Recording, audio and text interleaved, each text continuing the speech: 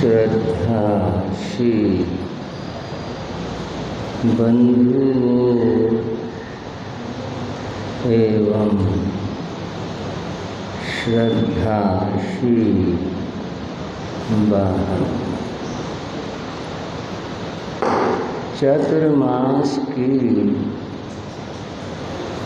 मंगल लीला चल रही। चातुर्मास का जैन धर्म में संदेश है। प्राणियों की रक्षा, जीवों पर दया, सभी प्राणियों को अभय दान, यह है चातुर्मास का संदेश। इस संदेश को साधु जन और गृहस्थ सभी अपने ध्यान में रखते हुए अपनी गतिविधियों को, कार्यों को समेट कर चलते। क्यों चलते हैं? पापों से बचना। ये जो पाप हैं, ये ही दुख का कारण। भगवान महावीर ने फरमाया, एस पाव कम्मे जेय कड़े जेय कजई जेय कजिसई ते संभे ते सवे दुख। भगवान ने फरमाया, जो पाप कर्म किए गए हैं और जो आज वर्तमान में कर रहे हैं और जो कोई कभी आगे करेगा, ये सभी पाप कर्म दुख का कारण। बंधुओं, भगवान के इस वचन को अपने अंतर में उतार दो। जमा दुख का कारण पाप है। क्या है भाई? दुख का कारण पाप। जो दुख से बचना चाहते हैं उनको पापों से दूर रहना होगा, पापों से बचना होगा, तभी इन दुखों का अंत हो सकता है। आज बंधुओं, इसको ही समझने का कुछ प्रयास करेंगे कि ये पाप क्या हैं, इनका क्या स्वरूप है और ये कैसे होते। जैन धर्म में तो इन पाप कर्मों के बारे में बड़े विस्तार के साथ में बताया ही गया। लेकिन पाप तो पाप है और सभी धर्मों में इसकी चर्चा है। इससे बचने के लिए कहा। शायद ये बात कम समझ आए, क्योंकि बहुत सारे परंपराओं में हिंसा को धर्म माना है, लेकिन वो सही नहीं। व्यक्ति अपने स्वार्थ के लिए कुछ करता है और उस व्याख्या को तोड़ करके, मरोड़ करके, बदल करके कुछ प्रस्तुत करता है, यह उसका स्वार्थ है, ये धर्म नहीं। एक जगह पर कहा गया, वैदिक हिंसा हिंसा न भवति। क्या कहा? वेद के कार्यों के लिए जो हिंसा की जाती है, होती है, हिंसा न भवति, वो हिंसा ही नहीं, वो धर्म होता। अब ये जो बात कही, इसके पीछे अपने स्वार्थ, अपनी बातें हैं। लोग अपना धंधा रोजगार चलाते हैं इन बातों से, हिंसाओं से। पर जहाँ तक धर्म की बात है, सब धर्मों में इस पाप का निषेध किया गया। और ये पाप किस किस रूप में है, इसे मैं कुछ आपको बताऊं। बौद्ध धर्म में पाप का नाम अकुशल कर्म है। पाप जिसका हम प्रयोग अपनी व्याख्याओं में कर रहे हैं, जो आत्मा का पतन करता है, उसका नाम पाप है। बौद्ध धर्म में पाप का नाम अकुशल कर्म। कुशल माने आप जानते हैं, बुद्धिमान, समझदार। जो व्यक्ति होता है उसके लिए कहते हैं बड़ा कुशल आदमी, बड़ा समझदार आदमी, बहुत समझदारी से काम करता है। यानी समझदार को, बुद्धिमान को कुशल कहते हैं। और अकुशल जो मूर्ख हो, जिसमें समझ न हो, ज्ञान न हो, उसको अकुशल कहते हैं। अज्ञान कहते हैं, ज्ञान है। अकुशल है, समझ है ही नहीं कुछ भी, कैसे करना चाहिए इसको पता ही नहीं है। जो अज्ञानी है, ना समझ है, उसको अकुशल कहते हैं। कर्म उसके द्वारा किया जाने वाला कार्य। कुशल कर्म समझदार के काम, अकुशल कर्म मूर्ख आदमी के काम, अज्ञानी के काम। पाप को वहाँ बौद्ध धर्म में अकुशल कर्म कहा, अज्ञानियों, मूर्खों और ना समझों के द्वारा किए जाने वाले कार्य को अकुशल कर्म कहते। आप भी थोड़ा सोच करके देखो, कोई आदमी अगर गलत काम कर रहा तो यही कहेंगे अज्ञानी है, मूर्ख है, अकुशल है, इसको समझ ही नहीं है, ये काम करना नहीं चाहिए और फिर इसे करने लग रहा है। अकुशल कभी मत बनो, अकुशल काम कभी मत करो, ये पाप है। अकुशल कर्म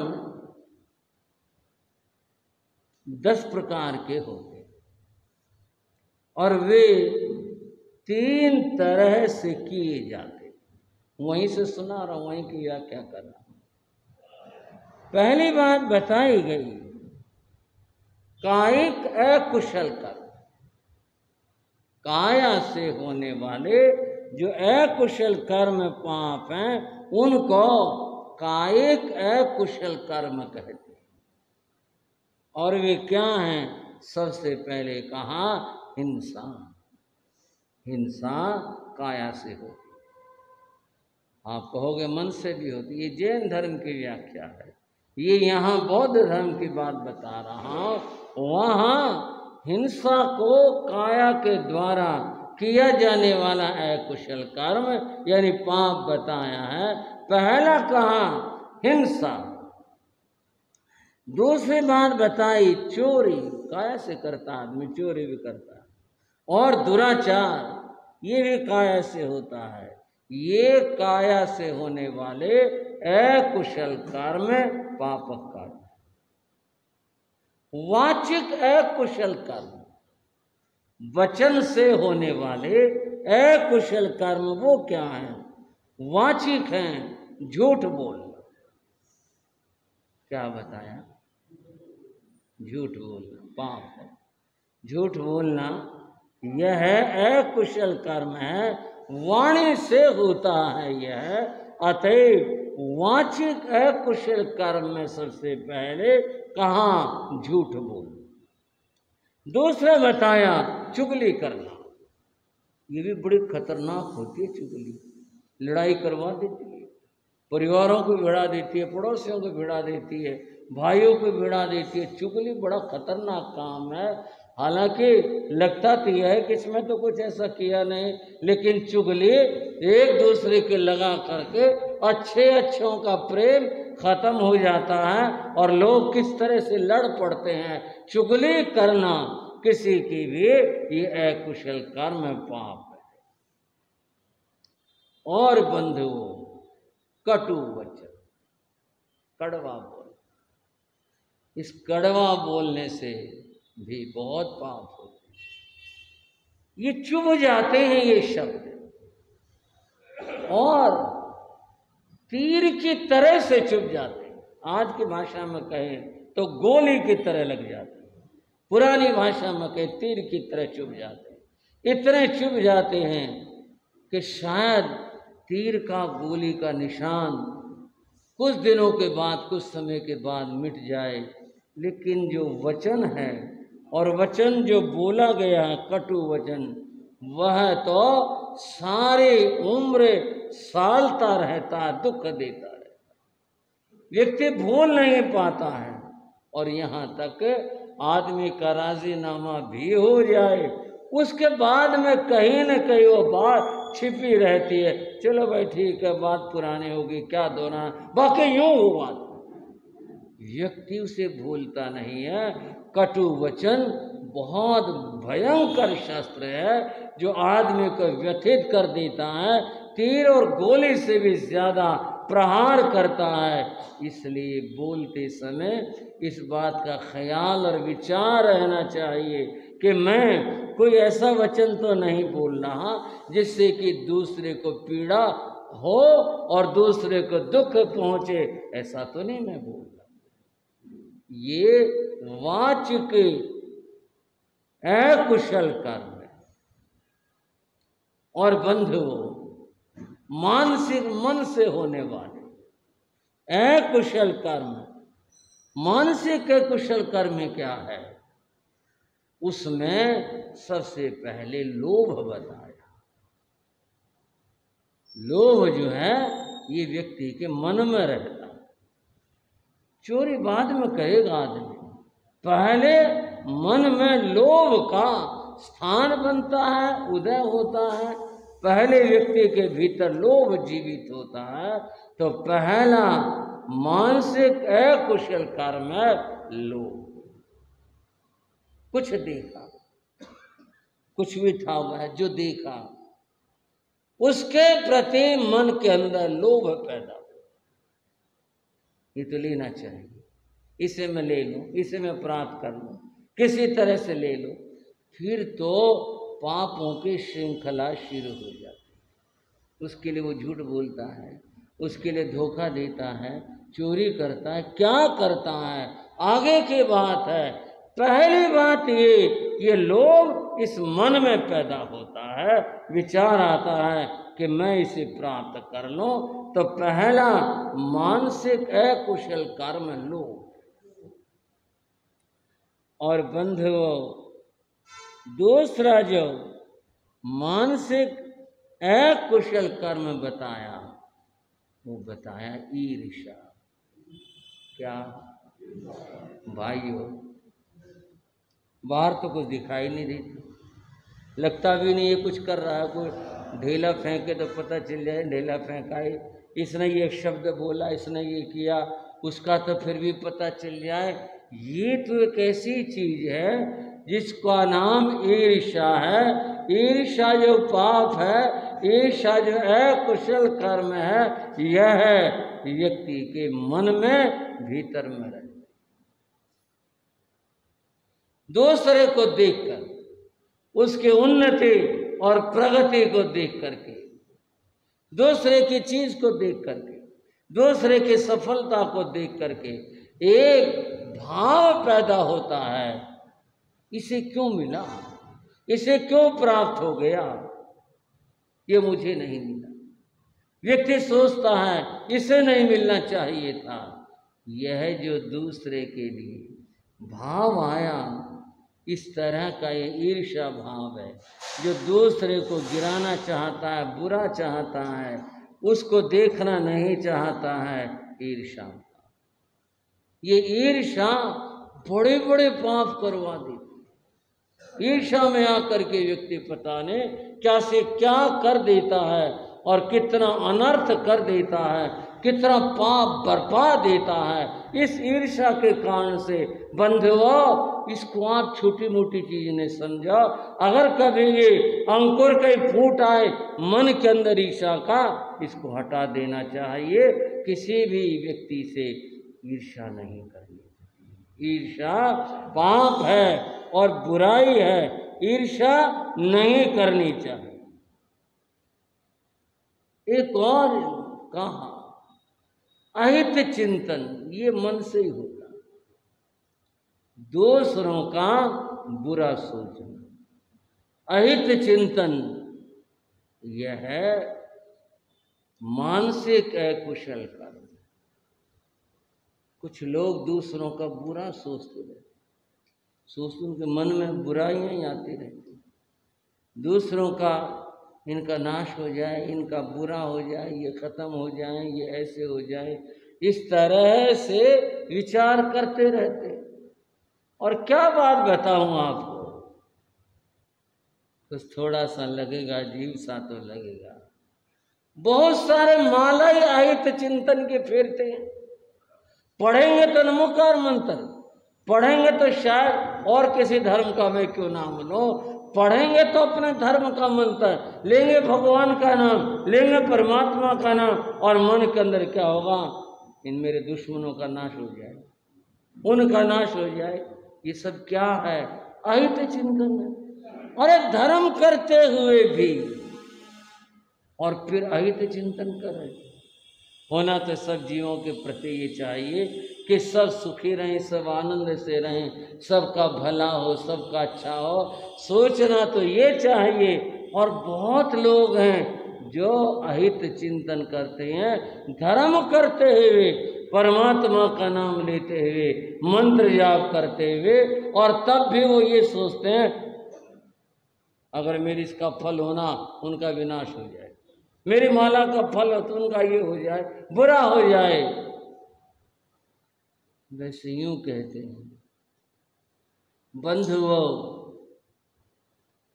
कौवों के कोसने से, हरियाणा की कहावत है, कौवों के कोसने से ढोर पशु मरा नहीं करते।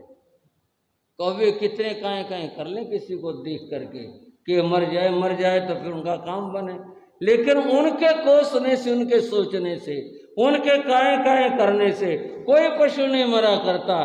कोई आदमी किसी का कितना अहित सोच ले, कितना बुरा सोच ले, सोचे जाओ, अपने कर्म बांधे जाओ, अपने कर्म बनते रहेंगे, दूसरे का कुछ नहीं बिगड़ेगा। किसी का जो अच्छा और बुरा होना है, कुछ होना है, वह है उसके अपने कर्म के उदय से होना है। याद रख लेना, इस बात को अच्छे से समझ लेना। दूसरे के कोसने से, दूसरे के सोचने से, दूसरे के कहने से किसी का बुरा कभी नहीं होता। वह तो उसके अपने कर्म से होता है, उसके सोचने से कभी नहीं। एक और बात है, आज भी और पहले भी ये टोने टोटके इस तरह की बातें बड़ी प्रचलित आज भी हैं और पहले भी। और ये जितने कुछ किए जाते हैं ये दूसरे के बुरे के लिए किए जाते हैं। आज तक ऐसा कोई टोना टोटका देखा नहीं, भाई इनका काम चलता, इनका काम चल जाए, हम तो इसके भले के लिए ये काम कर रहे हैं, ऐसा कभी सुनने में नहीं आया। ये जितने भी काम होते हैं ये सब दूसरों के बुरे के लिए करते हैं लोग, उसके लिए कुछ कुछ करते रहेंगे। क्या दोहराऊं, आप भी जानते इन बातों को। अब क्या सचमुच में ऐसा होता है?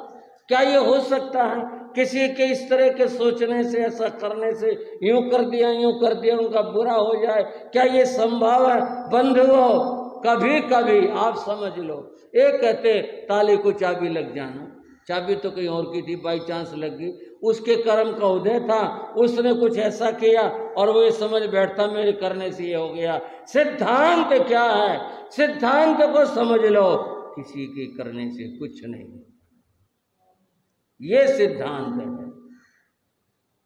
जो होता है वह अपने कर्म से होता है। अपने कर्म का उदय आ गया, अपने कर्म का उदय आ गया तो फिर ऐसा हो गया। और जो भी कुछ घटना घटित होती है अपने कर्म से होती है, दूसरे से नहीं होती।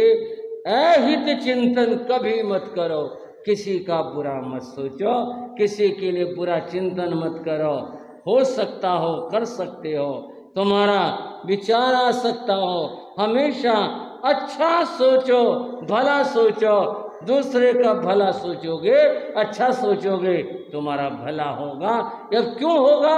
क्योंकि तुमने पुण्य कर्म का संचय किया अच्छा सोच करके, इसलिए तुम्हारा भला होगा।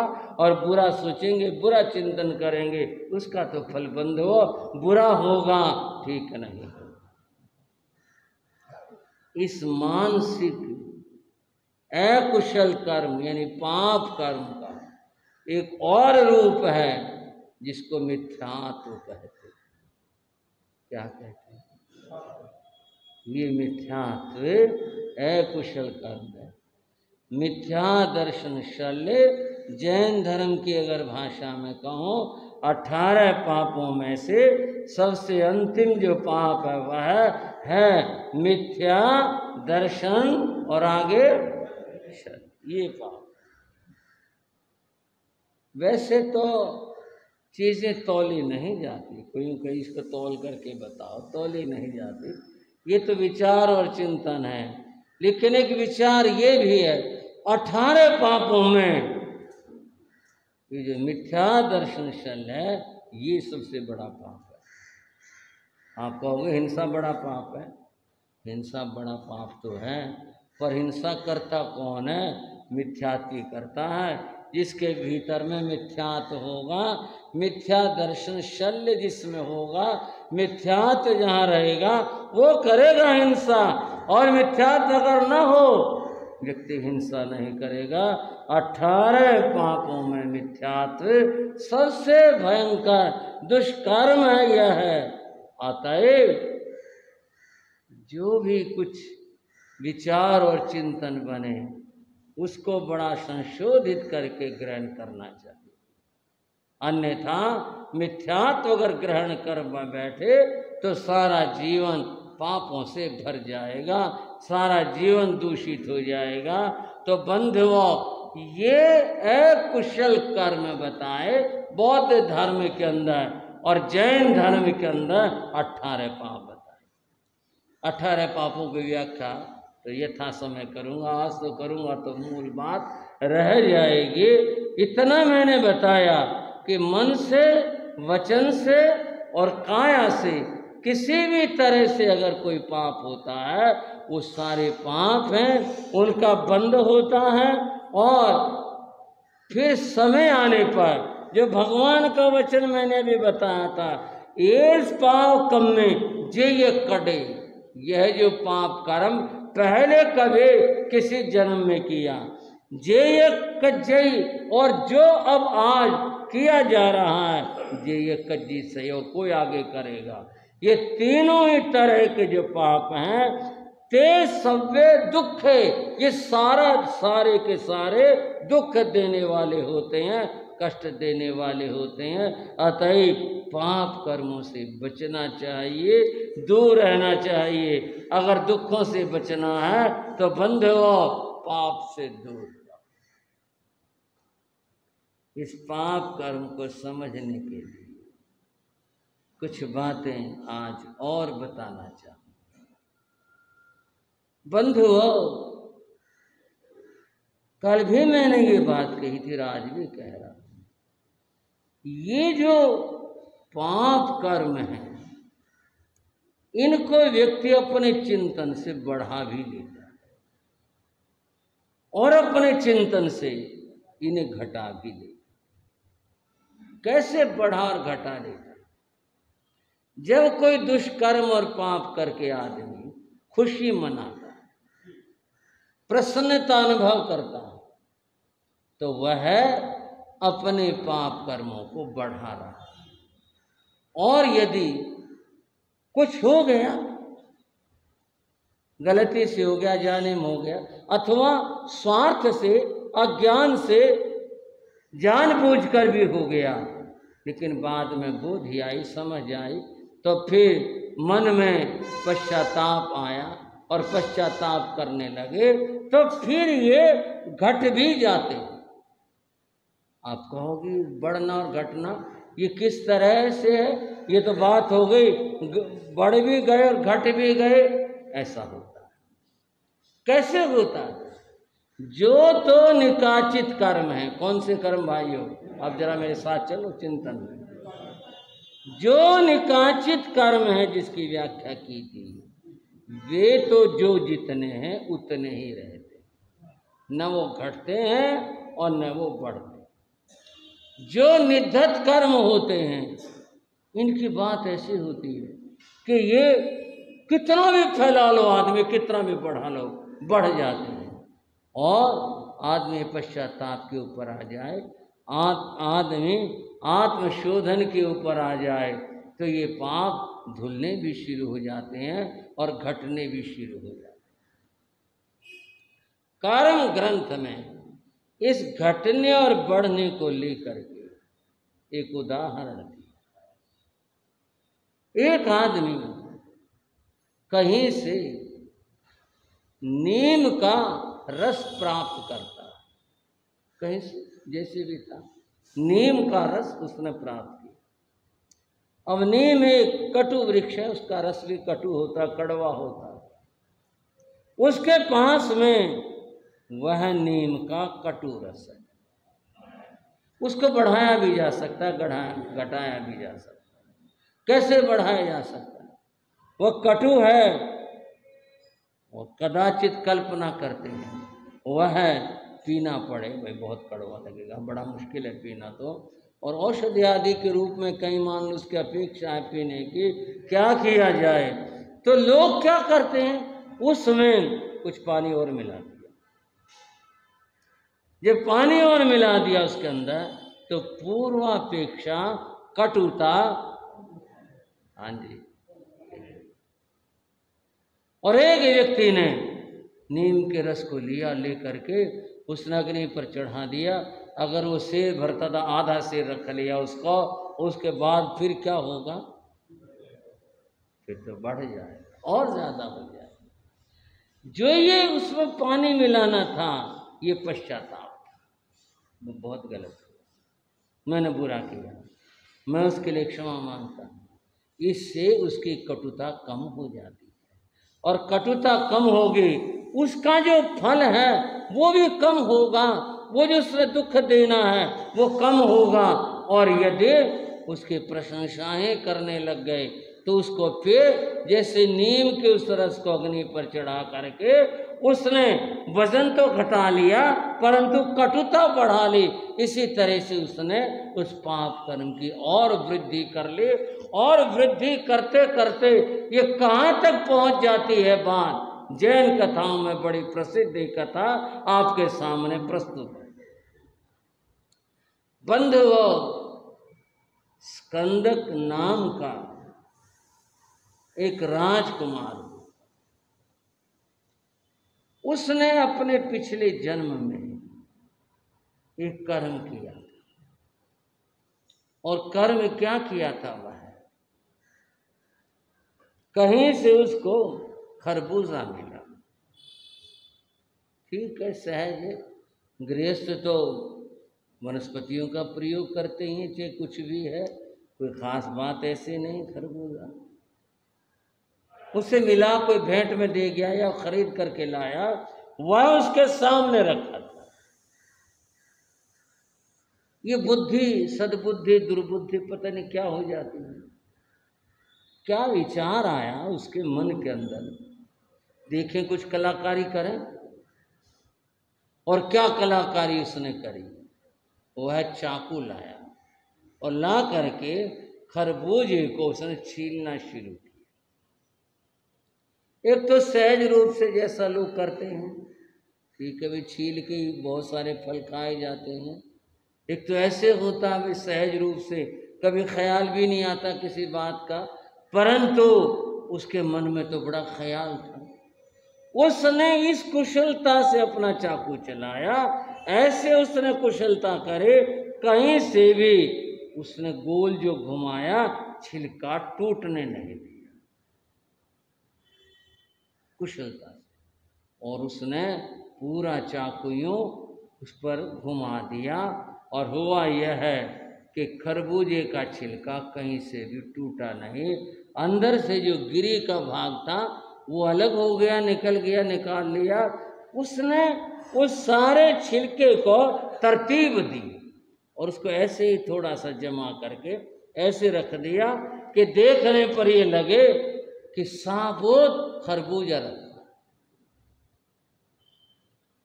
अब पुनः इसका अनुमोदन तो मैं नहीं, कैसे संत कर सकते हैं।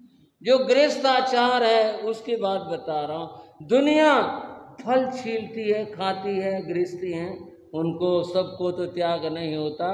उसने पहले भी ऐसे किए होंगे, पर उसने उस दिन जो कार्य किया, ये एक ऐसा कार्य है।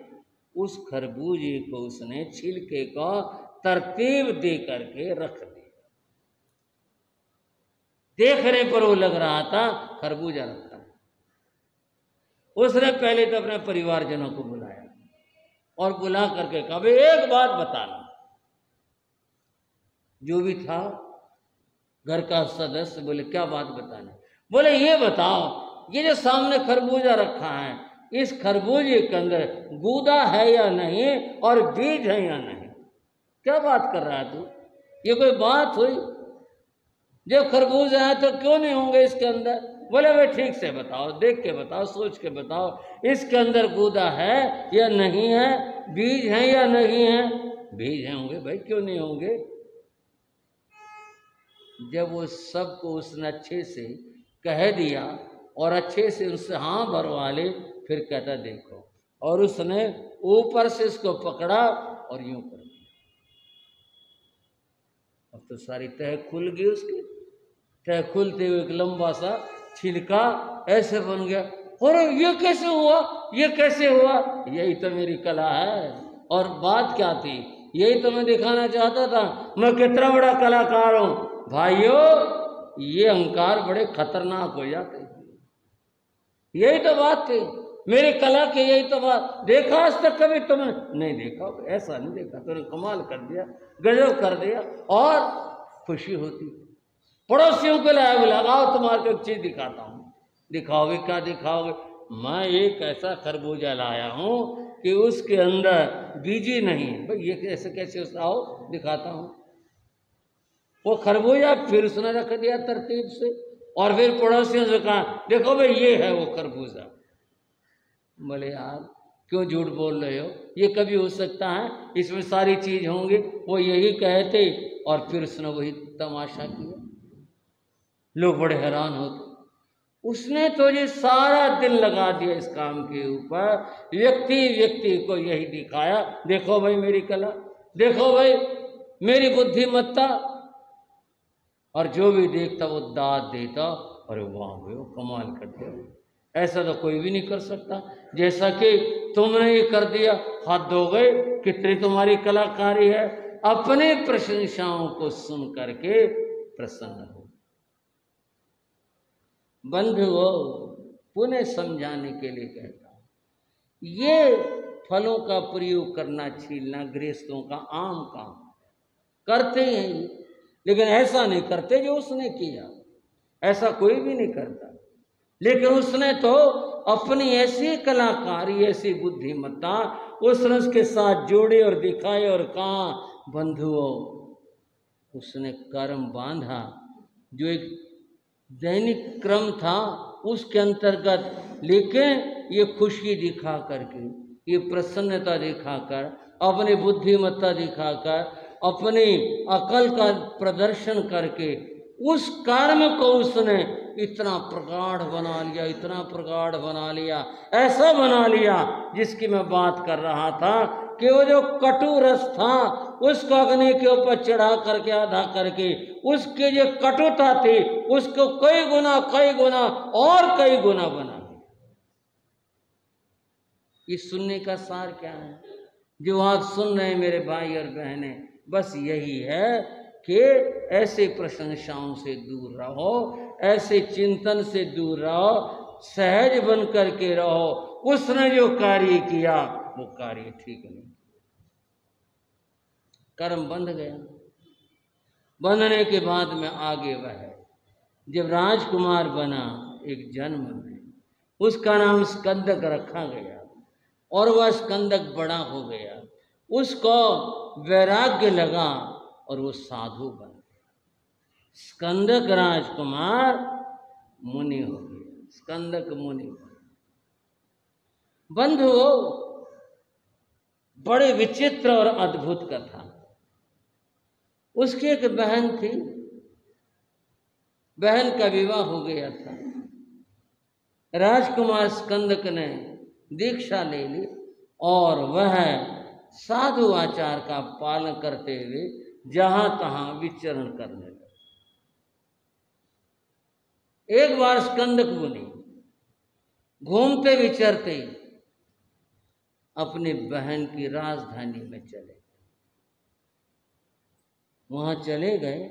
उन्हें इस बात का कोई ख्याल नहीं था, न कोई मोह था, न कुछ इस बात का कि ये मेरी बहन की राजधानी है, मैं अपने बहन के घर पर जाऊं, कुछ मिलूं, ऐसा कोई विचार और ख्याल ही नहीं था।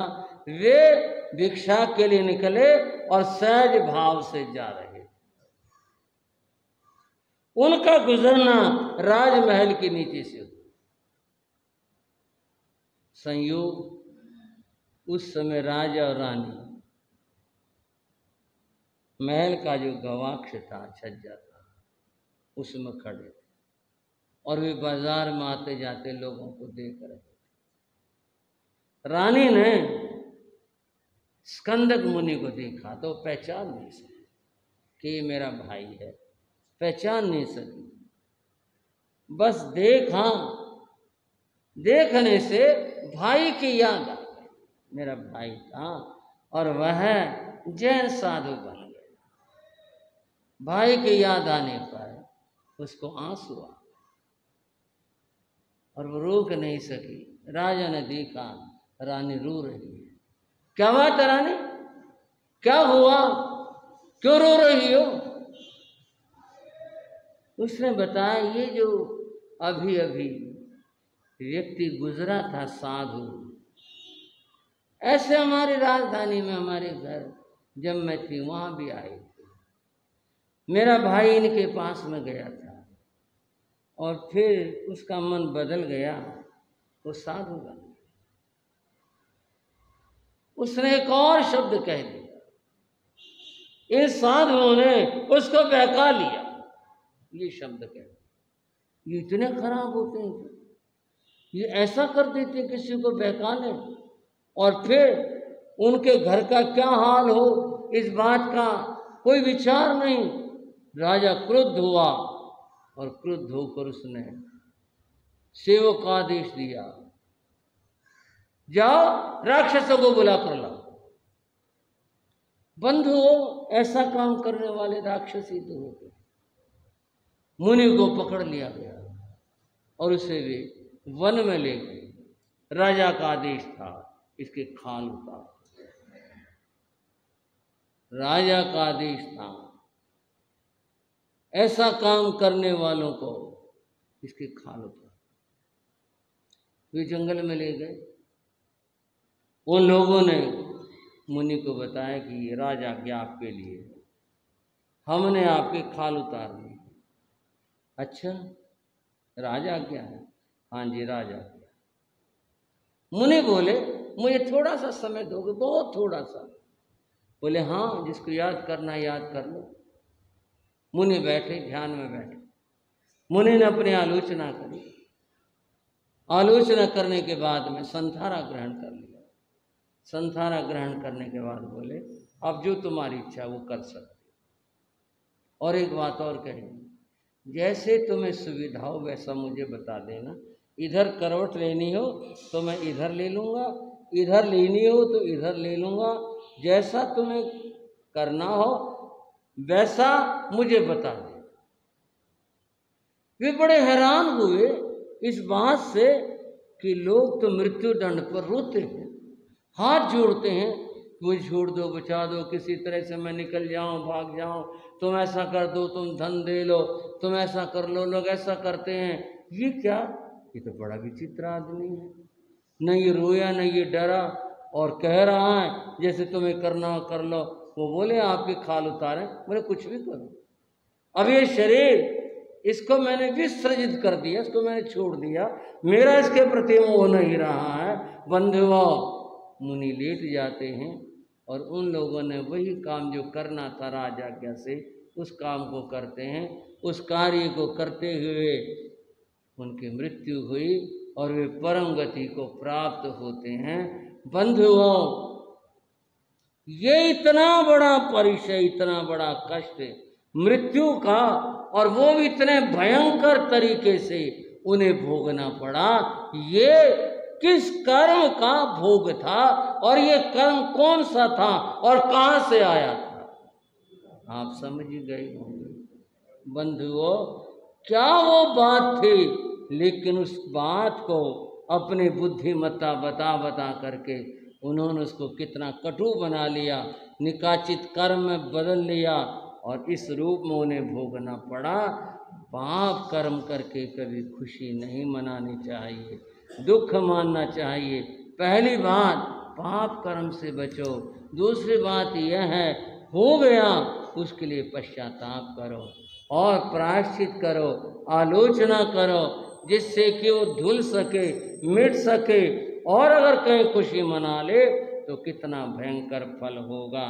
तो पाप कर्मों का फल दुख होता है, ये भगवान ने बताया।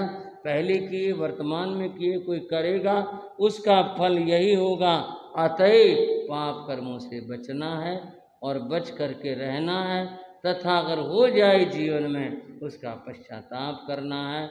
ये सब इस कथा की चर्चा का अर्थ और भाव है जो आपने सुना जाना। और पाप कर्मों से अपने को बचाओगे तो फिर जीवन के अंदर सार्थकता आएगी। अब इस चर्चा को विराम देता हूँ और दूसरी चर्चा करते हैं। जिन शासन गौरव गाते हैं, जिन शासन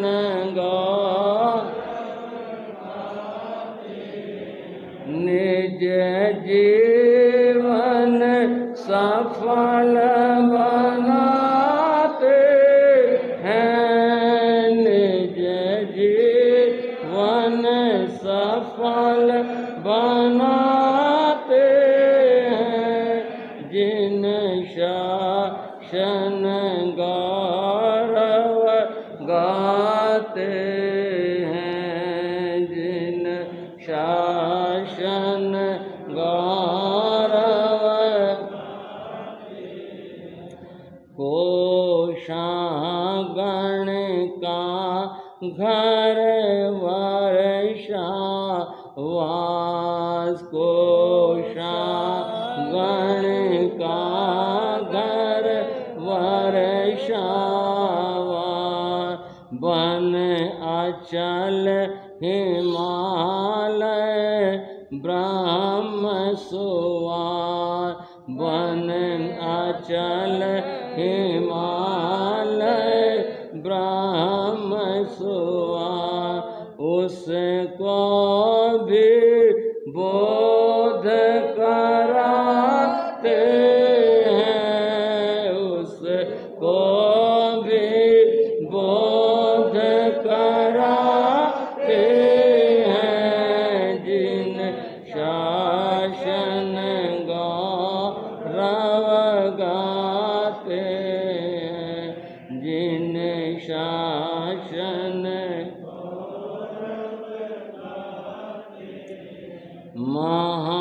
महादुष्कर क्रिया के साधक, महादुष्कर क्रिया के थे साधक, वे काम जयी शिव आराधक,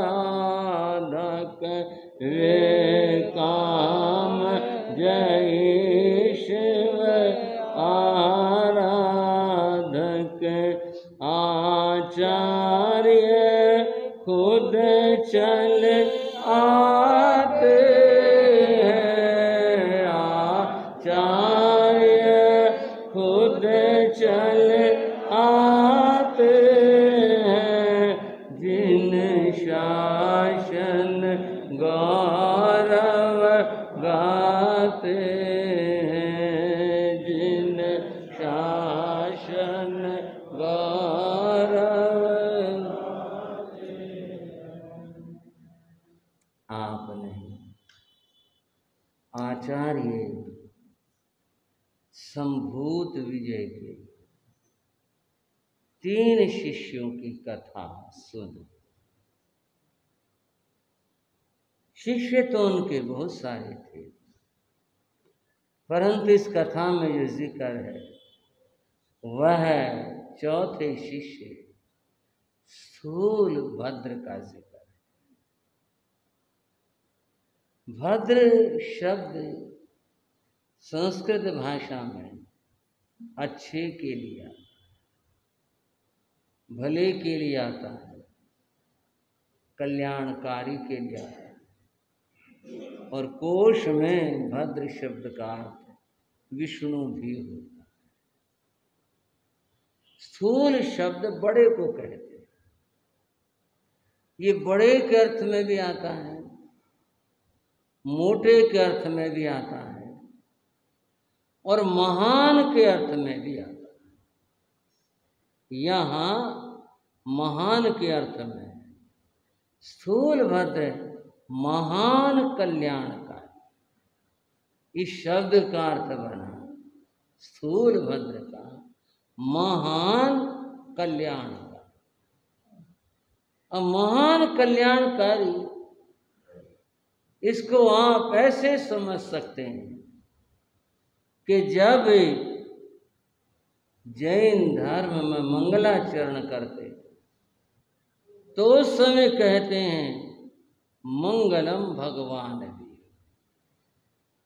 भगवान महावीर शासनपति प्रभु वो मंगलकारी, उनका स्मरण करने से मंगल। बंधुओं, जब भी कोई कार्य करो, चाहे वो आध्यात्मिक है और चाहे वह लौकिक है, तो उस समय सबसे पहले भगवान महावीर का स्मरण। नमस्कार।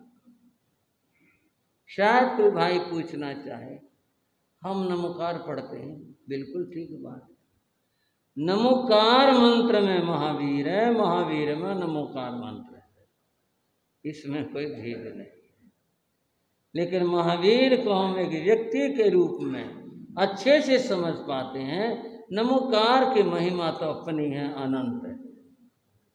मंगलम भगवान वीरो, भगवान महावीर मंगल।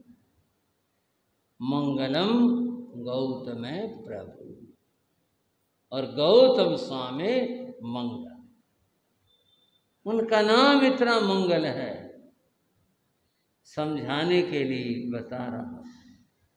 इनके नाम में रिद्धि और वृद्धि को, सारी रिद्धियां सिद्धियां लब्धियां गौतम स्वामी। व्यक्ति की एक आकांक्षा रहती है, मेरा ये काम सफल हो जाए, सिद्ध हो जाए। क्यों भाइयों, शाम को बोलो रहती है, सबके भाव रहे। कोई भी काम हो, शुरू करते हैं तो यही होता है। ये नाम गौतम स्वामी का, मंगलम गौतम प्रभु, वो तुम्हारी उस भावना, वो जो भीतर में मेरा काम सिद्ध हो जाए, इस नाम के प्रताप से सिद्धि मिलती है। मंगलम स्थूल भद्राद्या, बोलना जरा। ये अब तीसरा नाम है, स्थूल भद्र मुनि मंगल है। यानी तीर्थंकर के बाद गौतम स्वामी प्रथम गणधर, और उनके बाद में सुमरण किसका किया गया? स्थूल भद्र मुनि। ये आप और मैं कोई भी हिम्मत नहीं कर सकते जो तोलें। उनके गुरु भी तो थे और भी तो थे, ये हिम्मत करना भी मत तोलें। जो है उसको समझ लो। स्थूल भद्र मुनि महान मंगल, जैन धर्मोस्तु मंगल, जैन धर्म मंगल। अब यहाँ हम उस बात को समझना चाहेंगे कि स्थूल भद्र की जो बात इतनी महिमा आई, आखिर इसका रहस्य क्या है, क्या बात है? आचार्य संभूत विजय जो उनके गुरु हैं, विराजमान है बैठे, और हम उस थोड़ा सा अतीत में जाते हैं जब चातुर्मास स्वीकृत किए जा रहे थे। वो 3 साधु तो करके लौट आए, ये तो कथा की बात हुई। लेकिन जब उन तीनों ने भी पूछ पूछ करके प्रस्थान किया था, उस समय की बात है।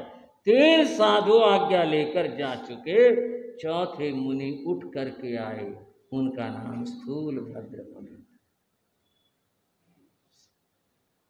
गुरु को वंदना। गुरुदेव,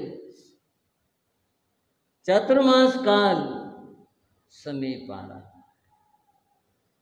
मेरे गुरु भ्राता चातुर्मास की अनुमति लेकर जा चुके, आपने उनके ऊपर कृपा की, वे चले गए।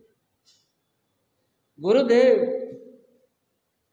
अगर आपकी आज्ञा हो तो मैं भी चातुर्मास, अलग चातुर्मास करने का कुछ विचार रखता हूं, अगर आपकी आज्ञा हो।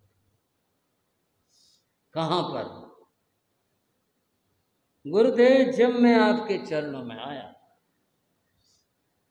उससे पहले मैं कोशा गणिका के यहाँ रहता था। गुरु जानते थे। जब मैंने वहां से मैं चला था, उसने मेरा रास्ता रोका, मुझे छोड़कर मत जाओ। तो मैंने कहा था कि देखो, मैं अपना लक्ष्य बना चुका, मैंने उस पथ के ऊपर जाना है, मुनि बनना, गुरु चरणों में मैं जा रहा हूं। जब वो नहीं मानी तो मैंने उससे ये कह दिया, कोई बात नहीं, मुझे जाने दे, मैं साधु बन करके एक बार तेरे यहाँ अवश्य आऊं। मैंने उस समय ये नहीं सोचा था, न जाना था कि यहाँ आने के बाद तो अपने इच्छा तो रहती ही नहीं है। अगर चेले ने, शिष्य ने अपनी मर्जी और अपनी इच्छा चलाई फिर मामला कुछ और है। यहाँ का तो विधान ही यह है, जो कुछ गुरु कहें, जो आज्ञा दें, उसके अनुसार चलना।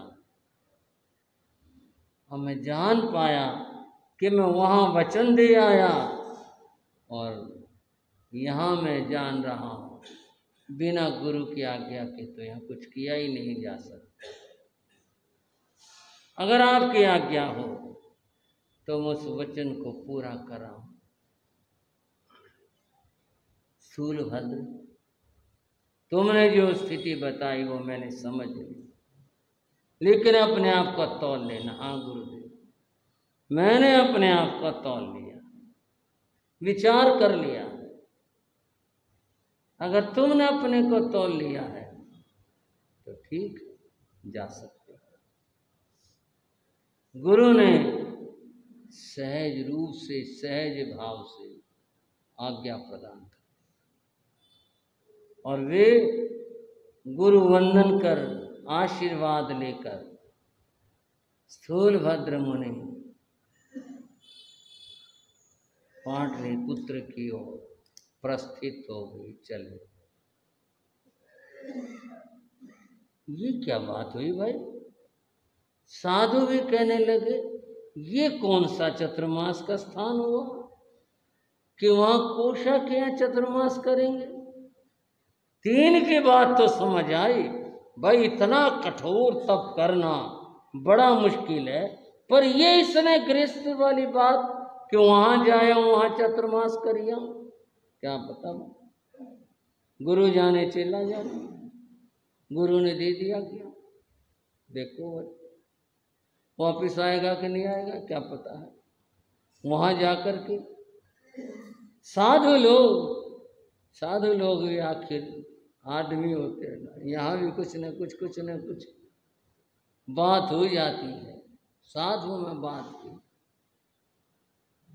स्थूलभद्र मुनि गंतव्य पर राजधानी में पहुंचे। कईयों ने पहचान लिया, और ये तो स्थूलभद्र मुनि हैं, जो भी भाषा थे, मथेन वंदामे, पधारो पधारो। और देखते ही देखते अच्छी खासी भीड़ हो गई लोगों की। ऐसे में संतुलन का बने रहना बड़ा कठिन होता। इन कानों में इतना बल आना कि ये सब सुन सकें, निंदा भी और प्रशंसा। धन्य हो महाराज, आपने तो कमाल कर, इतना बड़ा त्याग, धन्य हो आपको। मंत्री पद का निमंत्रण था वो भी छोड़कर चले गए, सब सम्मान नाते तोड़कर चले गए। धन्य हो आपको, पधारो अमुक स्थान पर, जो भी था वहाँ चतुर्मास की कृपा करो। मुनि मौन चले जा रहे थे। लोगों का एक अच्छा खासा समूह साथ हो गया। चौराहा एक आया, जाना था सीधे सीधे। स्थूलभद्र मुनि बिना कुछ बोले, बिना कुछ कहे एक और को मुड़ गए। इधर नहीं जी, उधर जाना है, उधर चलना। हाँ, क्या बात हुई, रास्ता भूल गए आप? कुछ नहीं बोले और उधर चल दिए। लोग भी चल दिए। कहाँ जाएंगे? इधर कोई होगी जगह भाई, जहाँ उन्होंने सोचा होगा ठहरने की, जहाँ विचार किया होगा। पता नहीं इधर तो कहाँ जाएंगे। और आगे बढ़ते गए, उषा का महल दिखाई दिया। उसको देखते ही बहुतों के माथे ठन के, इधर कहाँ जा रहे हैं? और जब उस और आगे बढ़े, गिर लिए भाई मन, बन लिए साधु। यही काम करना था, यही आना था, फिर क्या जरूरत थी साधु बनने? चलो भाई, क्या जरूरत है? कुछ लोग मुड़ गए, कुछ और मुड़ गए। मुनि थे, महल के सामने जाकर के रुके, तब तक तो सारे लोग निंदा करते वापस हो। यहाँ आना था, फिर क्या जरूरत थी? हम भी खामखाई में साथ आए, व्यर्थ में। लोग कुछ कुछ बोल रहे थे, ये सब जब प्रशंसा कर रहे थे लोग धन्य आपको, तब भी ये कान सुन रहे थे, और अब लोग निंदा करने लगे, अब भी ये कान सुन रहे। उनका अंतर, उनका मन शांत और समभाव में था। महल के सामने जाकर के खड़े हुए, दासी आई, उसने देखा, पहचाना, स्थूलभद्रा है। वो तो प्रसन्नचित्त हो गई और वह दौड़ करके भीतर गई। जाकर उसने कहा, स्वामिनी स्वामिनी, हाँ क्या बात है? उसने कहा, स्थूलभद्रा, तो क्यों मेरे जले हुए मन को जला रही है? क्यों तो ऐसे बातें कर रही है? स्वामिनी मैं सत्य कह रही हूं। वो नहीं आ सकती, वो तो छोड़कर जा चुकी हूं, कभी नहीं आई। अब तो ये जीवन ऐसे ही बीतेगा। आप आओ तो सही बाहर, आप देखो बाहर खड़े हैं वो, क्या ये सच कह रही है? और तब कोशा बाहर आई, देखा स्थूलभद्र खड़े। उसने संसार संबंधी शब्दों का प्रयोग किया। स्थूलभद्र मुनि बोले, नहीं, मैं एक संत हूँ और मैं तुम्हारे यहाँ आया हूँ। बहन, मुझे चातुर्मास करना है, और चातुर्मास करने के लिए क्या तुम्हारे यहाँ स्थान उपलब्ध होगा? आप कैसी बातें कर रहे हैं? ये महल आपका है, ये सब कुछ आपका है। नहीं नहीं, ये महल मेरा नहीं, मैं दुनिया को छोड़ चुका हूँ। बहन, मुझे तो रहने के लिए छोटा सा स्थान चाहिए, और वो 4 महीने के लिए चाहिए। आप पहले से सोच लेना, 4 महीने चातुर्मास के बिताने हैं। उसने समझा अब इस साधुपना दिमाग में है ना, इसलिए वही बातें करें। हाँ हाँ, आओ महाराज, आओ आओ, चलो आओ तो सही, आप अंदर आओ। उसने देखा है अपने कक्ष, ये सब आपका ही तो सबको देखा बाला। आप देखो कहाँ, एक ऐसी अलग सी कोठड़ी जो सहज सी थी। बहन, अगर कहो तो मैं यहाँ रह सकता हूँ, इसका दरवाज़ा बाहर को खुलता है, मेरी मर्यादा के अनुरूप है, यह है, क्या मैं रह सकता हूँ? हाँ, कृपा करो। अनुमति मिली, और तब स्थूलभद्र चातुर्मास हेतु गणिका कोशा के यहाँ पर रह जाते हैं। क्या हुआ, क्या बीता, अगले समयों में चर्चा। आज की चर्चा यहीं